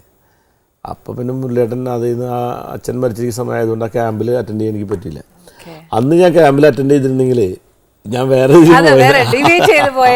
ഇന്ന് പൊളിറ്റിക്സിലോട്ട് വരത്തില്ലായിരുന്നേ. അതെ, ശരിക്കും പറഞ്ഞാൽ അങ്ങനെ പോയിരുന്നെങ്കിൽ നല്ലൊരു ലീഡറിനെ ഞങ്ങൾക്കൊക്കെ നഷ്ടപ്പെടുമായിരുന്നേ. ശരിക്കും സർ, ഇപ്പം സർ ഒരു ലീഡറാണു. ഇതിന് മുന്നേയും സർ ആസ് എ പൊളിറ്റീഷ്യൻ അല്ലെങ്കിൽ നമ്മുടെ നാടുമായിട്ട് ചേർന്ന് ജീവിക്കുന്ന ഒരു മനുഷ്യനായതുകൊണ്ട് സർ കൃഷി ആദ്യമേ സ്നേഹിച്ചിരുന്നു. ഇപ്പം മന്ത്രി ആയതുകൊണ്ടല്ല ചോദിക്കുന്നത്. അതിനു മുന്നേ സാറിന് ആ കൃഷിക്ക് ഉണ്ടാവുന്ന പ്രയാസങ്ങളും അവർ നേരിട്ട പ്രയാസങ്ങളും സാറിന് അറിയാം. അപ്പം ബീങ് എ മിനിസ്റ്റർ സാറിന് അതിന് എന്തൊക്കെ ഡെവലപ്മെന്റ്സ് വരുത്താനും ഒക്കും? ഞാൻ ചെറുപ്പം മുതലേ എൻ്റെ വീടിന് എല്ലാവരും കൃഷിക്കാരൊക്കെ ആയിട്ടുള്ള ആൾക്കാരാണ്. അപ്പം ഞാൻ പശുവിനെ വളർത്തലും ഇപ്പം ഞാൻ സ്കൂളിൽ പഠിക്കുന്ന സമയത്ത് പശുവിനെ വളർത്തി, പശുവിനെ നോക്കി, പാൽ കൊണ്ട് കൊടുത്ത് പുലർച്ചെ എന്നിട്ട് പാൽ കൊണ്ട് കൊടുത്ത് ജീവിച്ചിരുന്നതാണ്. അപ്പോൾ അന്നൊക്കെ ഒരു വരുമാനമാണ് നമ്മുടെ വീട്ടിൽ. പല പല വരുമാനത്തിന് പശുവിന് പാൽ കിടന്നുണ്ടാക്കുന്ന വരുമാനമൊക്കെയാണല്ലോ നമ്മുടെ വീട്ടിൽ. പിന്നെ വീട്ടിലുണ്ടാകുന്ന ചെറിയ, ഞങ്ങൾക്കൊരു 12 സെൻറ്റ് സ്ഥലമുള്ളൂ, 16 സെൻറ്റ് സ്ഥലം, 2 സെൻറ്റ് പോയി 16 സെൻറ്റ് സ്ഥലമുള്ളൂ. അപ്പോൾ അതിൽ ഇങ്ങനെ കൃഷി ചെയ്യുക, അങ്ങനെയൊക്കെയുള്ള കാര്യങ്ങളൊക്കെ ഉണ്ട്. അപ്പോൾ അവർ എല്ലാവരും തൊട്ടടുത്ത ആൾക്കാരൊക്കെ ആ കാലഘട്ടത്തിൽ എല്ലാവരും എന്തെങ്കിലുമൊക്കെ കൃഷി ചെയ്യും. ചെറിയ കുട്ടികളൊക്കെ ആണെങ്കിൽ വെള്ളം കുടത്തിൽ കൊണ്ടുവന്നിട്ടും പിന്നെ നമ്മൾ ഈ തോളിൽ വെച്ചിട്ടുള്ള നമ്മൾ പാട്ട ഉണ്ട്, പാട്ടങ്കാവ് വെള്ളം എടുത്തിട്ട് കുളത്തിൽ നിന്ന് കൊണ്ടുവന്നിട്ട് അന്നൊക്കെ നനച്ചുണ്ടാക്കുന്ന കാലമാണ്. അപ്പോൾ ആ കാലം തൊട്ട് തന്നെ കൃഷിയോട് നമുക്ക് വലിയ ഇൻട്രസ്റ്റ് ആണ് ആ സമയത്ത്. സ്കൂൾ ഡേയ്സിൽ നമുക്കൊക്കെ ഫാമേഴ്സ് ക്ലബ് എന്ന് പറഞ്ഞിട്ടൊരു പെർട്ടിക്കുലർ പീരീഡ് തന്നെയുണ്ട് എല്ലാ സ്കൂളിലും. ഒരു പീരീഡാണ്, അതായത് ഒരാൾ ഒരു തെങ്ങെങ്കിലും നടണം എന്നൊരു സാധനമാണ്. അപ്പൊ ഇപ്പൊ മോഡൽ സ്കൂളിന്റെ ഫ്രണ്ടിൽ കൂടെ പോകുമ്പോൾ ഏട്ടനൊക്കെ പറയും അത് ഞങ്ങൾ വെച്ചത് അതാണ്. സർ, അത് സ്കൂളിലേക്ക് കൊണ്ടുവന്നാൽ എന്താ? ഞങ്ങളിപ്പോ അതാണ് ഇപ്പോൾ ഈ ഗവൺമെന്റ് ആദ്യം ചെയ്ത കാര്യം എന്ന് വെച്ചാൽ സ്കൂളിൽ കൃഷി ഒരു പാഠ്യപദ്ധതി ആക്കി മാറ്റാം. പിന്നെ എല്ലാ സ്കൂളുകളിലും കർഷക ക്ലബ്ബുകൾ, കൃഷിയിലൊരു ഡെമോൺസ്ട്രേഷൻ പ്ലോട്ടെങ്കിലും ഉണ്ടാവും. നെല്ല് എന്താണെന്ന് അറിയാതെ. ഇപ്പം ഞാൻ ആ വാടാനപ്പള്ളിയിലൊരു വാർത്ത വായിച്ചു. അവിടെ കരനെൽ കൃഷി ചെയ്യാൻ വേണ്ടിയിട്ട് അവിടെ സ്കൂളിലെ കുട്ടികളെ അവർ ഇറക്കാൻ കാരണം എന്താ വെച്ചാൽ, ഒരു കുട്ടി ചോദിച്ചു ഈ നെല്ലുണ്ടാവുന്നത് ഏത് മരത്തിലാണെന്ന് ചോദിച്ചു എന്നാണ് ഒരു പത്രത്തിൽ ഞാൻ വായിച്ചാണ്. അപ്പോൾ കുട്ടികൾക്ക് അറിയില്ല, നെല്ല് പലയിടത്തും നെല്ല് കാണാത്ത കുട്ടികളുണ്ട്, നെല്ല് എങ്ങനെ ഉണ്ടാവുമെന്ന് അറിയാത്ത കുട്ടികളുണ്ട്. പണ്ടങ്ങനെ ഉണ്ടായിരുന്നില്ല. അപ്പോൾ നമ്മുടെ സ്കൂളിലൊരു നെല്ല് കൃഷി ചെയ്യുന്നൊരു ഡെമോൺസ്ട്രേഷൻ പ്ലോട്ട് കുറച്ച് കുട്ടികളെ കൊണ്ട് കൃഷി ചെയ്യിപ്പിക്കുക. അപ്പോൾ അതൊരു ആക്ടിവിറ്റി എന്ന് പറയുന്നത് പഠനത്തിൻ്റെ ഭാഗമാണ്. അപ്പോഴേ കുട്ടികൾക്ക് നെല്ല് എങ്ങനെ ഉണ്ടാവുന്നു, പച്ചക്കറി എങ്ങനെ ഉണ്ടാവുന്നു, അതിൻ്റെ അധ്വാനം എന്താണ്. മനുഷ്യൻ ആദ്യം മനസ്സിലാക്കേണ്ടത് അധ്വാനത്തിൻ്റെ മഹത്വമാണ് ആദ്യം മനസ്സിലാക്കുന്നത്. തീർച്ചയായിട്ടും നമുക്കുള്ളൊരു പ്രശ്നം എന്താ വെച്ചാൽ നമുക്ക് ഈ അധ്വാനത്തിൻ്റെ മഹത്വം കുട്ടികളെ പഠിപ്പിക്കുന്നില്ല എന്നുള്ളത്. അപ്പോൾ സർ സ്കൂളിലേക്ക് ഇംപ്ലിമെന്റ് അടുത്ത വർഷം ഞങ്ങൾ വിദ്യാഭ്യാസ മന്ത്രിയായിട്ട് നമ്മൾ ചർച്ച നടത്തി നിയമസഭയിൽ പ്രഖ്യാപിച്ചു കഴിഞ്ഞു. അത് വേണം സർ, തീർച്ചയായും നെക്സ്റ്റ് ജനറേഷൻ എങ്കിലും അത് മനസ്സിലാക്കി മുന്നോട്ട് വരണം. കുട്ടികൾ പക്ഷെ താല്പര്യം കേട്ടോ. പക്ഷെ ഇപ്പം മിക്ക സ്കൂളുകളിലും എല്ലാം ബിൽഡിങ്സ് ആണ്, നമുക്കൊരു ഭൂമി കിട്ടാൻ ഇച്ചിരി പ്രയാസമാണ്. എന്നാൽ സർ ഗവൺമെന്റിന്റെ അണ്ടറിൽ തന്നെ വരുന്ന കുറെ അടുത്തുള്ള കുറച്ച് തരിശു ഭൂമികളുണ്ട്, അത് അണ്ടർ ഗ്രീൻ ആർമിയിൽ നമുക്ക് കുട്ടികളെ കൊണ്ടും അല്ലെങ്കിൽ അത് NCC പോലെ അങ്ങനെ ചെയ്യാം. അപ്പം നമ്മളിപ്പോൾ NSS യൂണിറ്റുകൾ, പോലീസ്, സ്റ്റുഡൻറ് പോലീസ്, പിന്നെ കാർഷിക ക്ലബ്ബുകളൊക്കെ ഉണ്ട്. അവരെ കൊണ്ടൊക്കെ തൊട്ടടുത്തുള്ള പ്ലോട്ടുകൾ ഒരു കൃഷിക്കാരൻ്റെ സ്ഥലത്ത് ടെറസിന്റെ മുകളിൽ ഗ്രോ ബാഗ് ഉണ്ടാക്കി വെക്കാം. പിന്നെ NCC പോലെ തന്നെ ഒരു ഗ്രീൻ ആർമി വെച്ചിട്ട് അതിന്റെ പേരിലൊക്കെ ചെയ്യാം. അങ്ങനെയൊക്കെ ഞങ്ങൾ പ്ലാൻ ചെയ്തുകൊണ്ടിരിക്കുന്നത്. ഇതൊക്കെ ഞങ്ങൾ സാറിൽ നിന്ന് പ്രതീക്ഷിക്കുവാന്നു. ശരിക്കും സർ ഞങ്ങളൊക്കെ ജോഗ്രഫിയിൽ പഠിച്ചിരിക്കുന്ന എന്താന്ന് വെച്ചാൽ 2 രാജ്യത്തിൽ നിന്നും 2 മേഘങ്ങൾ വന്ന് നമ്മുടെ മൂന്നാർ മലകളിൽ തട്ടിയാണ് നമുക്ക് മൺസൂൺ റെയിൻസ് ഉണ്ടാവുന്നതെന്നാണ് നമ്മൾ പഠിക്കുന്നത്. പക്ഷെ ഇപ്പൊ ഈയിടെ വാർത്തയിൽ നമ്മൾ കാണുന്നത് എന്നാന്ന് വെച്ചാൽ അവിടുത്തെ 2 മലകൾ നശിച്ചുകൊണ്ട് നിൽക്കുകയാണ്, പശ്ചിമഘട്ടം. അതെ. അപ്പൊ നമ്മൾ ശരിക്കും പറഞ്ഞാൽ അത് തന്നെ നമ്മൾ അവിടെ തന്നെ നശിപ്പിക്കല്ലേ, നമ്മൾ മനുഷ്യൻ അറിഞ്ഞുകൊണ്ട്. അത് പശ്ചിമഘട്ട മലനിരകളുടെ അങ്ങനെയാണെങ്കിൽ സാർ പറഞ്ഞ പോലെ 10 വർഷത്തിനാവും ഇതിനകത്ത് വെള്ളം ഇല്ലാതാവും. നമ്മൾ പശ്ചിമഘട്ടത്തെ നമ്മൾ നശിപ്പിക്കുന്ന അതാണ് പശ്ചിമഘട്ടം. ഗാഡ്ഗിൽ കമ്മിറ്റി റിപ്പോർട്ടൊക്കെ അതായിരുന്നല്ലോ. ഗാഡ്ഗിൽ കമ്മിറ്റി, കസ്തൂരംഗ റിപ്പോർട്ട് നമ്മൾ ഒരുപാട് ചർച്ച ചെയ്താണ്. അപ്പോൾ അതിനകത്തുള്ളൊരു പ്രശ്നം എന്താ വെച്ചാൽ നമ്മൾ ഇന്നത്തെ കാലം മാത്രം നോക്കിയാൽ പോരാ. ഇപ്പോൾ ആനയാലും ഞാനായാലും മരിച്ചു പോയി കഴിഞ്ഞാൽ നമ്മുടെ മക്കൾക്ക് വേണ്ടി നമ്മൾ എന്താ മാറ്റിയിരിക്കുന്നത്? അവർക്ക് നമ്മുടെ സ്വത്തുകൾ അവർക്ക് കൊടുക്കുന്നു. ഇതന്നെ എല്ലാവരും ചെയ്യുന്നത്. നമ്മൾ കൈമാറി കൊടുക്കുന്ന അല്ല, നമ്മളൊന്നും കൊണ്ടുവന്നിട്ടില്ലല്ലോ. പക്ഷെ നമ്മുടെ മക്കൾക്ക് നമുക്ക് കൊടുക്കാൻ ഉണ്ടാവേണ്ടത് സ്വത്തും പണമൊന്നുമല്ല സത്യത്തിൽ ഇന്നത്തെ കാലഘട്ടത്തിൽ. ഈ പ്രകൃതിയുടെ ഈ ഒരു വിശുദ്ധി അവർക്ക് തിരിച്ചു കൊടുക്കാൻ പറ്റുക എന്നുള്ളതാണ് ഏറ്റവും വലിയ നമ്മുടെ ഒരു ഓസ്യത്ത് ആയിട്ട് എഴുതി വയ്ക്കുന്നത്. അതിന് പറ്റാതെ നമ്മൾ എന്തോരം സ്വത്ത് എഴുതിയിട്ട് പോലെ കാര്യമില്ല. അതാണ് ഇപ്പോൾ ഈ സമൂഹം പഠിക്കേണ്ട ഒരു കാര്യമാണ്. ഗവൺമെൻറ് അതുകൊണ്ടാണ് ഈ ഹരിത കേരളം പോലെയുള്ള പരിപാടി ഏറ്റെടുക്കുന്നത്. കാരണം വികസനം എന്താണ്? അപ്പോൾ വിമാനത്താവളങ്ങളാണോ? വിമാനത്താവളം വേണം നമുക്ക്, പക്ഷേ എവിടെ വേണം എവിടെ വേണ്ട എന്ന് തീരുമാനിക്കാൻ നമുക്ക് വരും. പാറമള വിമാനത്താവളം വേണ്ട എന്ന് പറയാൻ കാരണം ഞാനവിടെ വിത്തെറിഞ്ഞപ്പോൾ നിയമസഭയിലൊക്കെ എന്നോട് പറഞ്ഞു, എൻ്റെ കൂടെയുള്ള MLA മാർ, ചില പ്രതിപക്ഷ MLA മാരൊക്കെ പറഞ്ഞു, ഇങ്ങനെ എവിടെ വിമാനത്താവളം കണ്ടാലും വിത്തെറിയും എന്ന ഒരാളാണ്. പിന്നെ ഇയാൾ വിമാനത്താവളത്തിന് പോകാറില്ല. വിമാനത്തിൽ പോകും. ഞാൻ വിമാനത്തിൽ പോയിട്ടുള്ള ആളാണ്. ഇപ്പോൾ ക്യൂബയിൽ പോയത് 19 മണിക്കൂറാണ് യാത്ര ചെയ്തത്. ഞാൻ ഇനി വിമാനത്തിൽ പോകും. പക്ഷേ വിമാനത്താവളം വേണ്ട എന്നുള്ളതല്ല പ്രശ്നം. നമ്മൾ കൊച്ചിൻ വിമാനത്താവളം ഉണ്ടാക്കുമ്പോൾ ഒരുപാട് പാടം നമ്മൾ നിരത്തിയിട്ടാണ് കൊച്ചി വിമാനത്താവളം ഉണ്ടാക്കിയത്. അന്ന് നമുക്ക് ഒരുപാട് പാടം ഉണ്ടായിരുന്നു, നമ്മളതൊന്നും ശ്രദ്ധിച്ചിരുന്നില്ല. പക്ഷെ ഇന്ന് നമുക്ക് പാടില്ലാതായിക്കൊണ്ടിരിക്കുകയാണ്. ഇപ്പോൾ ഓരോ പ്രദേശത്തെ പാടങ്ങൾ ഇല്ലാതാവുമ്പോൾ അവിടുത്തെ ആവാസ വ്യവസ്ഥ മുഴുവൻ പോവാണ്, വെള്ളം ഇല്ലാതാവുന്നു. ഇത് നമ്മൾ മനസ്സിലാക്കണ്ടേ? തീർച്ചയായിട്ടും. ശരിക്കും അന്യ സംസ്ഥാനങ്ങളെ വെച്ച് നോക്കുകയാണെങ്കിൽ നമ്മുടെ ഒരുപാട് സേഫാണ്. പക്ഷെ നമ്മുടെ സംസ്ഥാനത്ത് ഇപ്പം നശിപ്പിക്കാൻ ഒരുപാട് ഫോറിൻ പാർട്ടിക്കിൾസ് വന്നു. ഒരു ആപ്പിള് പോലും അന്നേ പോലും നമുക്ക് മനസ്സമാധാനത്തോടെ മേടിക്കാൻ ഒക്കെയല്ല. അതും സാറിന് അറിയാം. നമ്മൾ ശരിക്കും ഒന്ന് ഇങ്ങനെ ചീവി നോക്കുക എന്നേലും മുഴുവൻ വാക്സാ. സർ, ഇതൊക്കെ നമുക്കൊന്ന് നിർത്താൻ ഒക്കത്തില്ലേ? ഹെൽപ്പ് ലൈനോ നമ്മളതിന് വേണ്ടിയാണ് ശ്രമിക്കുന്നത്. നമുക്കിതൊക്കെ നമുക്ക് ശരിയാക്കണം. എല്ലാം നമുക്ക് ഇപ്പം നമ്മൾ പറയുന്നൊരു കാര്യം, ഇപ്പം ആപ്പിള് ഒക്കെ വാക്സ് ഉണ്ടെന്നൊക്കെ പറയുന്നത് അതൊക്കെ പെട്ടെന്ന് തടയാൻ പറ്റുന്ന കാര്യങ്ങളാണ്. അതൊന്നും ഗവൺമെൻറ് വിചാരിച്ചാലൊക്കെ പെട്ടെന്ന് തടയാനൊക്കെ പറ്റുന്ന കാര്യങ്ങളേ ഉള്ളൂ. ഇപ്പോൾ ചില ആൾക്കാർ എന്നോട് പറയും, ഈ പച്ചക്കറി നിങ്ങളൊരു കാര്യം ചെയ്യൂ, തമിഴ്നാട്ടിൽ നിന്ന് വരുന്ന പച്ചക്കറികൾ അവിടെ വെച്ച് തടഞ്ഞ് പരിശോധിച്ചിട്ട് വിഷമുണ്ടോ നോക്കിയിട്ട് വിടാൻ എന്നോട് പറയാൻ ആൾക്കാർ. അപ്പോൾ ആൾക്കാർ കൃഷി ചെയ്യാൻ താല്പര്യമില്ലെന്നതിൻ്റെ അർത്ഥം. തമിഴ്നാട്ടിൽ നിന്ന് വിഷമില്ലാത്തത് തരാൻ വേണ്ടിയിട്ടുള്ള ലബോറട്ടറി ഉണ്ടാക്കിയിട്ട് കാര്യമില്ല. നമുക്ക് ആവശ്യമായത് ഇവിടെ ഉണ്ടാക്കാൻ പറ്റണം. നമുക്കിവിടെ ഉണ്ടാക്കാൻ പറ്റും. അതിന് നിങ്ങളെപ്പോലെ എല്ലാവരും നമ്മൾ സഹായിച്ചാൽ നമുക്കിതൊക്കെ പറ്റും. അപ്പോൾ ഈ വിഷമില്ലാത്ത സാധനങ്ങൾ കഴിക്കാനുള്ള സംവിധാനങ്ങൾ ഉണ്ടാവണം നമുക്ക്. ഇപ്പോൾ ഞങ്ങളിപ്പോൾ കൃഷി വകുപ്പ് അതാണ് ചെയ്യുന്നത്. ഗുഡ് അഗ്രികൾച്ചർ പ്രാക്ടീസ്, നല്ല മുറ കൃഷി എന്ന് പറഞ്ഞാൽ അതാണ്. അതിന് നമ്മൾ നല്ല മുറ കൃഷി ചെയ്യുന്നതിന് സർട്ടിഫിക്കേഷൻ കൊടുക്കുക. അപ്പോൾ നമ്മുടെ ഇപ്പോൾ ഒരു പ്രൊഡക്റ്റ് അതിന് ഗവൺമെൻറ് സർട്ടിഫിക്കറ്റ്, ഇത് സേഫ് ടു ഈറ്റ്, മിനിമം അത് ഉണ്ടാവണം. ഇത് കെമിക്കൽ ഉപയോഗിക്കാത്തതാണ്, ഇത് ഓർഗാനിക്കാണ്. അത് നമ്മൾ ഉറപ്പാക്കണം. അതിന് വേണ്ട സംവിധാനങ്ങൾ ഉണ്ടാവണം, അതിന് മെഷീനറി ഉണ്ടാവണം. അതിന് നമ്മുടെ food safety authority, agriculture department ഒക്കെ കൂടി നന്നായി, ഹെൽത്ത് ഡിപ്പാർട്ട്മെൻറ്റൊക്കെ, പിന്നെ നമുക്ക് സ്വയം ഒരു താല്പര്യം നമുക്ക് ഉണ്ടാവണം. ഇപ്പം നമുക്ക് എന്താ പ്രശ്നം എന്ന് വെച്ചാൽ, ഇപ്പം ദുബായിൽ പോയിട്ട് അല്ലെങ്കിൽ ഗൾഫ് രാജ്യങ്ങളിലൊന്നും ഈ ഫുഡിൽ മായം ചേർത്താലൊന്നും പിന്നെ അവൻ്റെ ഒരിക്കലും രക്ഷപ്പെടാൻ പോകില്ല. ഇപ്പോൾ ഹോട്ടലിൽ വെച്ചിട്ട് അവർക്കൊരു ഫുഡിൽ എന്തെങ്കിലും പ്രശ്നം അപ്പോൾ ഹോട്ടൽ അടപ്പിക്കും അവർ. പിന്നെ ആ ഹോട്ടൽ തുറക്കുന്ന പ്രശ്നമില്ല. നമ്മുടെ അവിടെ അങ്ങനെ ഇല്ലല്ലോ. ശരിയാ, കറക്റ്റ്. അവിടെ സ്റ്റോപ്പ് എന്ന് പറഞ്ഞാൽ ഇറ്റ് ഇസ് സ്റ്റോപ്പ്. നമുക്ക് ഇവിടെ അങ്ങനെ ഒന്നും ചെയ്യാൻ പറ്റും. നമുക്കൊരു ഡിറ്റർമിനേഷൻ ഉണ്ടായി കഴിഞ്ഞാൽ അതൊക്കെ ചെയ്യാൻ പറ്റും. ഞങ്ങൾ ഗവൺമെൻറ് അതിനെ സപ്പോർട്ട് ചെയ്യാൻ തയ്യാറാണ്.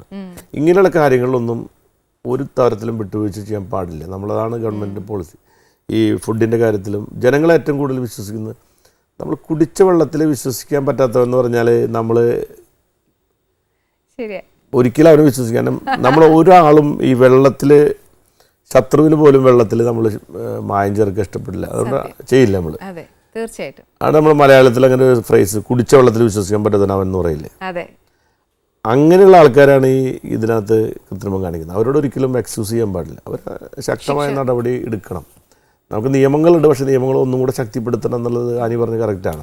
സർ, നാടകത്തിലൊക്കെ വർക്ക് ചെയ്ത സമയത്ത് സർ ഒരുപാട് കാര്യങ്ങൾക്ക് വേണ്ടി ത്രൂ നാടകമാണ് സർ പ്രൊട്ടസ്റ്റ് ചെയ്തുകൊണ്ടിരുന്നത്. As A mediator sir work ചെയ്തുകൊണ്ടിരുന്നത്. അപ്പോൾ അന്നൊന്നും ഇങ്ങനെ സർ വർക്ക് ചെയ്യുമ്പോൾ പ്രശ്നങ്ങൾ ഉണ്ടായിട്ടില്ലേ? അന്നൊക്കെ ഓരോ കാലത്ത്, അപ്പം അന്ന് ഞാനൊക്കെ കോളേജിൽ പഠിക്കുന്ന സമയത്ത് ഈ തെരുവ് നാടകം കളിക്കും പൊളിറ്റിക്കൽ ഇഷ്യൂസാണ്. ഞങ്ങളൊക്കെ അന്ന് പൊളിറ്റിക്കൽ ഇഷ്യൂസ്, ഇപ്പം ഞാൻ ഒരു കാര്യം, ഞങ്ങൾ അന്ന് ഈ പ്രകൃതിയുടെ കാര്യത്തിലൊക്കെ അന്ന് ഞങ്ങൾ ഞങ്ങൾക്കൊരു കൺസേൺ ഉണ്ടായിരുന്നു. അപ്പം അന്നാണ് എനിക്ക് ഓർമ്മയുള്ളത്, ഞങ്ങളൊക്കെ അന്ന് ഈ വലിയ പ്രകടനം, ഈ സോഷ്യൽ ഫോറസ്ട്രി എന്ന് പറഞ്ഞ ഒരുപാട് മരങ്ങൾ വെച്ച് പിടിപ്പിക്കുന്നൊരു പരിപാടി വന്നു. അന്ന് മരങ്ങൾ വെച്ച് പിടിപ്പിച്ചത് അക്വേഷ്യ, യൂക്കാലി, സുബാബിൾ, ഇങ്ങനെയുള്ള മരങ്ങളെ വെച്ച് പിടിപ്പിച്ചു. അന്ന് ഞങ്ങൾ ഇതിനെതിരായിട്ട് വലിയ സമരം നടത്തി. എന്നിട്ട് ഞങ്ങൾ പറഞ്ഞു, ഇതല്ല വെച്ച് പിടിപ്പിക്കേണ്ടത്, ഇവിടെ മാവും പ്ലാവും പുളിയൊക്കെയാണ് വെച്ച് പിടിപ്പിക്കേണ്ടത്. അന്ന് ഞങ്ങളെപ്പോലുള്ള ചെറുപ്പക്കാരന്ന് കുറേ ആളുകൾ, അന്നത്തെ കുറേ പ്രകൃതി സ്നേഹികൾ അതിനെതിരായിട്ട് വലിയ കലാപങ്ങൾ ഉണ്ടാക്കിയ ആൾക്കാരാണ്. പക്ഷേ അന്നത്തെ ഡിപ്പാർട്ട്മെൻ്റ് ഒന്നും ഇത് കേട്ടില്ല. അതുകൊണ്ടാണ് ഈ ആനയൊക്കെ കാട്ടിൽ നിന്ന് ഇറങ്ങി വരാൻ കാരണം എന്താ? ആനയ്ക്ക് കാട്ടിൽ ജീവിക്കാനുള്ള ഭക്ഷണമില്ല. അവിടെയൊക്കെ ആക്വേഷ വെച്ച് പിടിപ്പിച്ചിരിക്കുകയാണ് പലരുടെ ഉള്ളിലൊക്കെ. അപ്പോൾ അവിടെ ആ സമയത്ത് നമ്മൾ പുളിയും പ്ലാവും മാവൊക്കെ ഉണ്ടാക്കിയിരുന്നെങ്കിൽ അവർക്ക് കഴിക്കാനുള്ള ഭക്ഷണം അവിടെ ഉണ്ടാകുമായിരുന്നു. അപ്പോൾ ഞങ്ങളൊക്കെ ആ കാലത്ത് ഞങ്ങൾ പ്രവർത്തിക്കുമ്പോഴും ഇങ്ങനെയുള്ള കുറേ ഇഷ്യൂസ് ഉണ്ടായിരുന്നു. പക്ഷെ അന്ന് ആ ഇഷ്യൂസ് ഒന്നും ജനങ്ങൾ പെട്ടെന്ന് ഗ്രാസ്പ് ചെയ്തിരുന്നില്ല. ഞാൻ സാറിനോട് കുറേ നേരമല്ലേ വർത്താനം പറയുന്നു, വിശക്കുന്നെന്ന് പറഞ്ഞിട്ട് പോലും ഞാൻ ആഹാരം കൊടുത്തില്ല. എന്നാ പണിയാ കാണിച്ചെന്ന് ചോദിക്കാം. ഞാൻ ഇനി വിളമ്പേച്ച് പറയാം.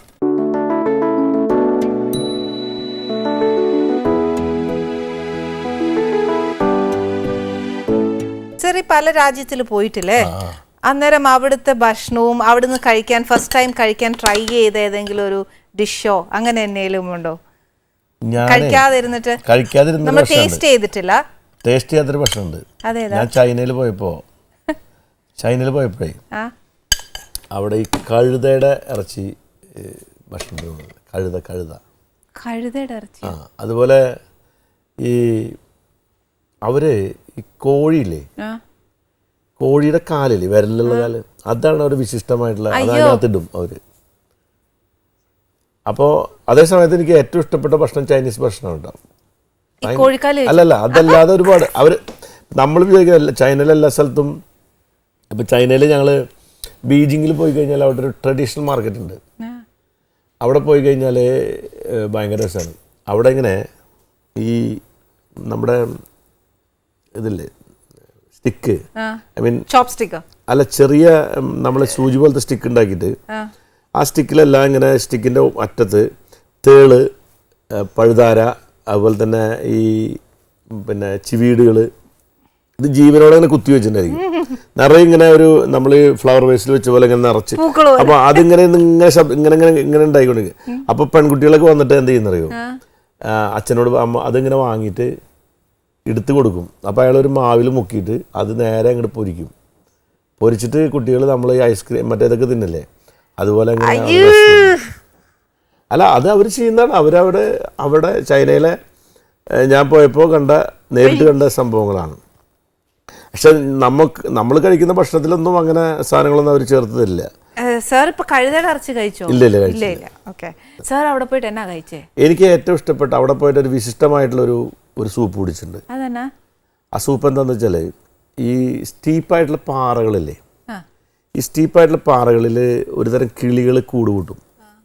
ആ കിളികൾ നെസ്റ്റ് ഉണ്ടാക്കും. അതായത് നമ്മുടെ ഈ ചരാത് പോലെ, മൺചരാത് പോലെ ഈ സ്റ്റീപ്പായിട്ടുള്ള പാറയിൽ ഇങ്ങനെ ഈ അതിൻ്റെ ഉമിനീരും എന്തൊക്കെ ചേർത്തിട്ട് കൂടുണ്ടാക്കും. ആ കൂട്ടിൽ അത് മുട്ടയിടും. മുട്ടയിട്ട് കഴിഞ്ഞാൽ ആ കൂട് ഉപേക്ഷിച്ച് അത് അടുത്ത സ്ഥലത്ത് മുട്ടയിടും. ഈ കൂട് വളരെ വിശിഷ്ടമായിട്ടുള്ളൊരു സൂപ്പ് ഉണ്ടാക്കാൻ ഉപയോഗിക്കുന്നതാണ് അവർ. അത് ഈ കൂട് എടുക്കാൻ വേണ്ടി ഹണ്ട് ചെയ്യാൻ വേണ്ടിയിട്ടുള്ള ആളുകൾ പോയി മരിച്ചു വീഴൊക്കെ ചെയ്യും. അതാണ്. അപ്പോൾ അതിന് ഭയങ്കര വിലയാണ്. അത് വളരെ അതിവിശിഷ്ടമായിട്ടുള്ള വിരുന്നുകളിലൊക്കെ അവർ കൊടുക്കുന്നതാണ്. അപ്പോൾ ആ സൂപ്പ്, ആ മീൻ അല്ല, ഈ കൂട് ഉണ്ടാക്കിയ സൂപ്പ് എങ്ങനെയാണ് കഴിക്കാൻ തരാമെന്ന് അറിയാം. ഈ ചെറിയ പപ്പായല്ലേ, പഴുത്ത പപ്പായ, അതിങ്ങനെ കട്ട് ചെയ്യും. അതിലെ കുരിയെല്ലാം എടുത്ത് കളഞ്ഞിട്ട് അതിൽ ഈ സൂപ്പ് ഒഴിക്കും. ഫ്ലഷ് പപ്പായക്കകത്തുണ്ട്. ഫ്ലഷ് പപ്പായ, ആ പപ്പായ കൂടി ചേർത്തിട്ട് നമ്മൾ ഈ സൂപ്പ് ഒഴിക്കും. നല്ല ടേസ്റ്റ്, ഭയങ്കര ടേസ്റ്റാ. എന്തായാലും സാർ ഇപ്പം ഞങ്ങളുടെ സ്പെഷ്യൽ കഴിച്ചു നോക്കണം. എന്തായാലും ഇത് കഴിച്ചോട്ടെ, കൊള്ളാം. ഈ ഭക്ഷണം ഉണ്ടാക്കിയ ആളുകളോട് നന്നായി എന്ന് പറഞ്ഞാൽ ഇഷ്ടമല്ല അവർക്ക്. അയ്യോ, ഭയങ്കര തൃപ്തിയാ സത്യം. അത് കേൾക്കുമ്പോഴാണ് നമുക്ക് ശരിക്കും ഒരു എൻകറേജ്മെന്റ്, ഒരു എനർജി ഒക്കെ കിട്ടുന്നത്. പക്ഷെ നമ്മുടെ കേരള മീൻകറി പോലെ തന്നെയാണ്. ഓൾമോസ്റ്റ് റിസംബ്ലിങ്. മാനി പറഞ്ഞ പോലെ ഉപ്പ് ഇത്തിരി കുറച്ചിടുമല്ലേ? ഞാൻ കുറച്ചിടേ ഉള്ളൂ. സാറിന് വേണോ ഉപ്പ് തരാം? സാറിന് ഇതാണെങ്കിൽ എനിക്ക് കൂടി പോയാൽ പിന്നെ ഒന്നും ചെയ്യാനൊക്കത്തില്ലല്ലോ. ഉപ്പ് സ്വയം കഴിഞ്ഞു തരാൻ പാടില്ലെന്ന് പറയാം. ഇല്ല, അതല്ല ഞാൻ അവിടെ വെച്ചേ. കടുക്, ഉപ്പ് അങ്ങനെ ഒന്നും കൊടുക്കാൻ പാടില്ല എന്നൊക്കെ പറയും. കറിവേപ്പില കൊടുക്കാൻ പാടില്ല എന്ന് പറയും. പക്ഷെ എന്റെ കറിയിൽ നോക്കിയാൽ മൊത്തം കറിവേപ്പില കാണത്തുള്ളൂ. കറിവേപ്പില തൈയില്ലേ, അത് നമ്മൾ കൊടുത്തു കഴിഞ്ഞാൽ അത് കൊണ്ടുപോയി ഉണ്ടാവില്ല. മൊട്ടിച്ച് കൊണ്ടുപോയി വെച്ചാൽ ഉണ്ടാവത്തില്ല. കട്ട് വെച്ചാലേ ഉണ്ടാകത്തുള്ളൂ. ഓ, അത് ശരി. അതിന്റെ ദൈവം, ഇനിയിപ്പോ ഇതെല്ലാരും കേട്ട് കഴിയുമ്പോ എല്ലാരും പറമ്പിൽ തന്നെ നിൽക്കും. ആരും ഇനി സാർ അത് വിശ്വസിക്കുന്നുണ്ട്? ഈ സംസ്കാരം എന്നൊക്കെ പറഞ്ഞാൽ അങ്ങനെ കുറെ അന്ധവിശ്വാസങ്ങളും മൂഢവിശ്വാസങ്ങളും കൂടിയിട്ടുള്ളതല്ലേ. സത്യം. അതിനകത്ത് ചെറുതായിട്ടൊരു സയൻസും ഒക്കെ കാണുമായിരിക്കും. ചിലതിനൊക്കെ ഉണ്ടാവും, ചിലതൊക്കെ വെറുതെ ചുമ്മാ പറയുന്നത്. പണ്ട് ഇപ്പോൾ കാവുകൾ എന്ന് പറയില്ല, ഇപ്പൊ നമ്മൾ കാവ് തീണ്ടിയ കുളം പറ്റുമെന്ന് പണ്ട് കാരണന്മാർ പറയും. അതായത് പണ്ട് പറയും, മോനെ കാവ് തീണ്ടരുത്, കുളം പറ്റുമെന്ന് പറയും. അപ്പം അന്ന് ഇത്രയും ആ കാവിൽ പാമ്പും ഒക്കെ ആയിട്ട് നമ്മൾ സംരക്ഷിച്ച് നിർത്തുമ്പോൾ നമ്മുടെ ധാരണ അത് അന്ധവിശ്വാസം മാത്രമാണ്. പക്ഷെ ഇന്ന് കാവുകളെ സംരക്ഷിക്കുന്ന നിയമം കൊണ്ടുവരേണ്ടി വന്നു കേരളത്തിൽ. സുരേന്ദ്രനാശാനാണ് അതിൻ്റെ ബില്ലുമാണ്, കെ വി സുരേന്ദ്രൻ അറിയാലോ. ഇന്ന് കാവുകൾ ഗവൺമെൻറ് കാശ് കൊടുത്ത് സംരക്ഷിക്കുകയാണ്. അതിനൊരു കാവ്, ഒരു വീട്ടിൽ ഒരു പറമ്പിലൊരു കാവ് ഉണ്ടാവും. ആ കാവിൻ്റെ പ്രത്യേകത എന്താ വെച്ചാൽ അതിനകത്ത് ശരിക്കൊരു കാടിൻ്റെ മിനിയേച്ചറാണത്. കാട്ടിലുണ്ടാവുന്ന എല്ലാ ജീവജാലങ്ങളും ഒക്കെ അതിനകത്തുണ്ടാവും. അത് ആ പ്രദേശത്തെ ഈ ജലത്തിൻ്റെ മുഴുവൻ സ്രോതസ്സുകളെ പിടിച്ചു നിർത്തുന്ന ഒരു സാധനമാണ് ഈ കാവ്. ഇപ്പൊ ശരിക്കും സാർ നമ്മുടെ പ്രൈം മിനിസ്റ്റർ സാർ പറഞ്ഞ പോലെ സീറോ ബാലൻസ് അക്കൗണ്ട് എന്ന് പറഞ്ഞാൽ സീറോ ബഡ്ജറ്റ് ഫാമിംഗ് എന്ന് പറഞ്ഞിട്ടുണ്ട്. അതിനെപ്പറ്റി സുഭാഷ് പലേക്കർ. അതെ, അതിന്റെ ഡീറ്റെയിലും കൂടെ ഒന്ന് പറയാ സാർ. അതായത് അതിൽ പറയുന്നത് എന്താ വെച്ചാൽ നമ്മുടെ പ്രകൃതി തന്നെയാണ് നമ്മുടെ മണ്ണിന് വേണ്ട എല്ലാം അവരൊരുക്കുന്നുണ്ട്. നമ്മൾ ആ പ്രകൃതിയോട് ചേർന്ന് നിന്ന് നമ്മൾ ചെയ്താൽ മതി. ഇപ്പോൾ പറമ്പ് നമ്മൾ കളയ്ക്കൊന്നും വേണ്ട, ഈ കരിയിലകളൊക്കെ വീണ് ഇപ്പം നമ്മുടെ കാട്ടിൽ അതിൻ്റെ ഒരു സിദ്ധാന്തം ഇത്രേ ഉള്ളൂ. കാട്ടിലാരെങ്കിലും കൃഷി ചെയ്തിട്ടല്ലോ ഇതൊക്കെ ഉണ്ടാവണത്. കാട്ടിലാരെങ്കിലും വളക്കിട്ടുണ്ടോ? ഒന്നും ചെയ്യുന്നില്ല. ഇവിടത്തേക്കാൾ നല്ല മനോഹരമായ അവിടെ വെജിറ്റേഷൻ ഉണ്ടാകുന്നുണ്ടാവും. അത്രേ ഉള്ള കാര്യം. അപ്പോൾ അവർ പറയുന്ന കാര്യത്തിലേ ഉള്ളൂ. അപ്പോൾ ഭൂമിയുടെ ഈ സൂക്ഷ്മ ഘടകങ്ങളും ജീവജാലങ്ങളൊക്കെ അതിനൊരു സിസ്റ്റം ഉണ്ട്. ഇപ്പോൾ നമ്മൾ ഈ ഒരു കാട്ടിൽ പോയിട്ട് ഒരു യൂണിറ്റ് മണ്ണെടുത്തിട്ട് അത് പരിശോധിച്ച് കഴിഞ്ഞാൽ അതും പിന്നെ നമ്മുടെ ഇവിടുത്തെ മണ്ണെടുത്ത് നോക്കാം. അപ്പോൾ കോടിക്കണക്കിന് സൂക്ഷ്മ ഘടകങ്ങളുണ്ട്. അപ്പോൾ അത് നിലനിൽക്കുന്നത് എങ്ങനെയാണ്? വളമിട്ടിട്ടല്ലോ, വെള്ളം ഒഴിച്ചിട്ടല്ലോ. അപ്പോൾ അത് നാച്ചുറൽ ആയിട്ടുള്ള അതിൻ്റെ അതേ രീതിയിൽ നമ്മൾ നമ്മുടെ പറമ്പ് പരിപാലിച്ചാൽ നമുക്ക് സമൃദ്ധമായി നമുക്ക് ഇഷ്ടമുള്ളതൊക്കെ ഉണ്ടായി വരുന്നതാണ് അവർ പറയുന്നത്. ഇപ്പം ഞാൻ ഇത്രയും നേരം സാറിനോട് കൃഷിയെ പറ്റിയും നമ്മുടെ മണ്ണിനെ പറ്റിയും ഒക്കെ ഞാൻ സാറിനോട് ചോദിച്ചു. ഈ ഇടയിൽ ഞാനൊരു ഇൻ്റർവ്യൂവിൽ കേട്ടാണ് സാർ സ്ത്രീ സുരക്ഷതയെക്കുറിച്ച് ഇപ്പോഴത്തെ ഉള്ള ലോയിന് അതീതമായി, അതായത് സുരേഷ് ചേട്ടനൊക്കെ പറഞ്ഞ അതുക്ക് മേലെ എന്താണ് സാർ ഉദ്ദേശിച്ചത്? അതുകൊണ്ട് പറഞ്ഞാൽ എന്താ ഉദ്ദേശിച്ചത്? അതായത് സ്ത്രീ സുരക്ഷ എന്ന് പറയുന്നത് ഒരു നിയമം കൊണ്ട് മാത്രം സ്ത്രീകളെ സംരക്ഷിക്കുക. നിയമം വളരെ പ്രധാനപ്പെട്ടതാണ്. അത് ഇതിനൊരു നമ്മുടെ സമൂഹത്തിൻ്റെ ഒരു പൊതുവായിട്ടുള്ള ഒരു സ്ത്രീക്ക് രാത്രി പകൽ ഒക്കെ സഞ്ചരിക്കാൻ കഴിയാത്തത് എന്തുകൊണ്ടാണ്? ആ സമൂഹത്തിൻ്റെ ഒരു കാഴ്ചപ്പാടിൻ്റെ പ്രശ്നമുണ്ട് അതിനകത്ത്. അപ്പോൾ അത് മാറുമ്പോൾ തന്നെ സ്ത്രീകൾ സുരക്ഷിതരായിരിക്കാൻ ഉള്ളൊരു അന്തരീക്ഷം നമ്മുടെ നാട്ടിലുണ്ടാവും. അപ്പോൾ നമുക്ക് നിയമത്തിനപ്പുറത്തുള്ള ഒരു സുരക്ഷിതത്വം സ്ത്രീകൾക്ക് കൊടുക്കാൻ വേണ്ടി കഴിയണം. നിയമം അതിന് വേണ്ടിയുള്ള നിയമം മാത്രം സ്ത്രീകളെ രക്ഷിക്കുമെന്ന് വിചാരിച്ചിട്ട് കാര്യമില്ല. സ്ത്രീകളുടെ കാര്യത്തിൽ നിയമം മാത്രം വിചാരിച്ചാൽ രക്ഷിക്കാൻ കഴിയുന്ന കാര്യം. നിയമമില്ലാത്തതുകൊണ്ടല്ലല്ലോ ഇതൊക്കെ സംഭവിക്കുന്നത്. നമ്മുടെ നിയമത്തിന് എന്താ കുറവ്? ഒരുപാട് ശക്തമായ നിയമമില്ലേ? അപ്പം നിയമം ഉണ്ടായതുകൊണ്ട് മാത്രം നമുക്ക് സംരക്ഷിക്കാം. അതിനപ്പുറത്തുള്ള ഒരു മനോഭാവം നമ്മുടെ സമൂഹത്തിൽ ഉണ്ടാവണം. എങ്കിലേ സ്ത്രീകളാണെങ്കിലും കുട്ടികളാണെങ്കിലും ഒക്കെ സുരക്ഷിതരായിരിക്കാൻ പറ്റുള്ളൂ. ഇപ്പോൾ കഴിഞ്ഞ ദിവസം ഒരു അമ്മേനെ ഭീകരമായിട്ട് മർദ്ദിക്കുന്നത് മകളാണ്. അപ്പോൾ സ്ത്രീകളുടെ സുരക്ഷിതത്വത്തിൻ്റെ പ്രശ്നത്തിൽ സ്ത്രീകളും അല്ല മറ്റു പുരുഷന്മാരുടെ മാത്രം പ്രശ്നം കൊണ്ടല്ല. അപ്പോൾ ഒരു അമ്മ മകളൊരമ്മയെ സംരക്ഷിക്കണം എന്നുള്ളത് നിയമമില്ലാത്തതുകൊണ്ടാണ്. അപ്പോൾ ഇതൊക്കെ നമ്മൾ മനസ്സിലാക്കിയതുകൊണ്ടാണ് ഞാൻ പറഞ്ഞത് അതിനപ്പുറത്തുള്ള ഒരു മനോഭാവം നമുക്ക് സമൂഹത്തിൽ നമ്മളുണ്ടാവണം. തീർച്ചയായിട്ടും. എന്തായാലും സാറിനോട് വർത്തമാനം പറഞ്ഞാൽ എനിക്ക് ഒത്തിരി സന്തോഷം. കാര്യം എന്നാണെന്നറിയോ, നമ്മൾ ഈ Kerala it's God's own country എന്ന് ശരിക്കും ആസ് എ ലീഡർ ഞങ്ങളൊക്കെ ഭയങ്കര ഒരു പോസിറ്റീവായിട്ട് വിചാരിക്കുന്നു. നമ്മുടെ ആ own country, God's own country എന്ന് തന്നെ നമുക്കിനി നല്ലൊരു പച്ചപ്പുണ്ടാവും എന്നൊക്കെ ഞങ്ങൾ വിശ്വസിച്ചോട്ടെ. തീർച്ചയായിട്ടും നമുക്കെല്ലാവർക്കും കൂടി, ഞാൻ മാത്രമല്ല നമുക്കെല്ലാവർക്കും. പിന്നെന്താ, തീർച്ചയായിട്ടും ഞങ്ങളെല്ലാവരും സാറിൻ്റെ കൂടെയുണ്ട്. നമുക്കെല്ലാവരും കൂടി ഒരുമിച്ച് നിന്നാൽ നമുക്ക് ഒരുപാട് കാര്യങ്ങൾ ചെയ്യാൻ പറ്റും. അതിൽ ഭരണാധികാരിയും ജനങ്ങളെന്നൊക്കെ പറയുന്നത് വളരെ അടുത്ത് ഇടപഴകേണ്ട ആൾക്കാരാണ്. നമ്മൾ ഭരണാധികാരികൾ ദന്തഗോപുരത്തിലിരിക്കേണ്ട ആളുകളല്ല. ആ കാഴ്ചപ്പാടൊക്കെ ജനങ്ങളും പ്രതീക്ഷിക്കുന്ന ജീവികൾ ദന്തഗോപുരത്തിലിരിക്കേണ്ട ആളാണല്ലോ. ജനന്തെങ്ങനെ നടക്കുന്നതൊക്കെ ചോദിക്കുക, അങ്ങനെ നോക്കേണ്ട കാര്യമില്ല. പക്ഷേ ഭരണാധികാരി എന്ന് പറയുമ്പോൾ ഒരു ജനാധിപത്യത്തിൽ ഭരണാധികാരിക്ക് ഉണ്ടാവേണ്ട എല്ലാം ഒക്കെ ഉണ്ടാവും. പക്ഷേ എന്നാലും ഭരണാധികാരികളും ജനങ്ങളും തമ്മിൽ നല്ല എപ്പോഴും അടുത്ത ഉറ്റബന്ധം ഉണ്ടായിക്കൊണ്ടിരിക്കണം. അപ്പോഴാണ് ജനങ്ങൾക്ക് അവർ ഉദ്ദേശിക്കുന്ന രീതിയിലുള്ള കാര്യങ്ങൾ കമ്മ്യൂണിക്കേറ്റ് ചെയ്യാൻ പറ്റുള്ളൂ, അത് കമ്മ്യൂണിക്കേറ്റ് ചെയ്യപ്പെടുള്ളൂ.